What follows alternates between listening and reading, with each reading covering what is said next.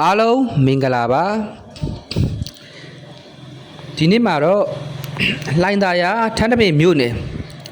ရွှေလီမန်းစက်မှုဇုံရဲ့အနီးဆုံးနေရာမှာရှိတဲ့ရခိုင်ရိုးလေးရွာ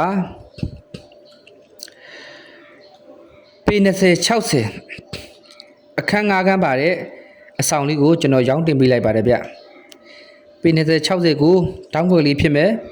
အဆောင်လေးကတော့3 structure လေးဖြစ်တယ်ဗျအခန်း5ခန်းပါပြီးတော့လစဉ်ဝင်ငွေ3သိန်းကျော်4သိန်းဝန်းကျင်ရရှိတဲ့အဆောင်လေးပဲဖြစ်ပါတယ်ဗျအဆောင်လေးကတော့ရေမီးဆောင်လေးဖြစ်ပြီးတော့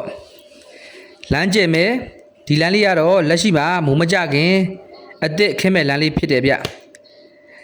လမ်းလေးမခင်းသေးလို့ဒါဒီဇီးလေးနဲ့ရတာဖြစ်ပါတယ်လမ်းလေးခင်းပြီးသွားလို့ရှိရင်ဈေးလေးကအတင်းတင်းလေးတက်မှာမလို့ဒီဆောင်လေးကိုလက်ဦးမှ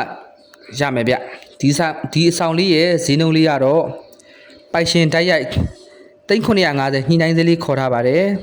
အားလုံးကိုကျေးဇူးတင်ပါတယ်ဗျာ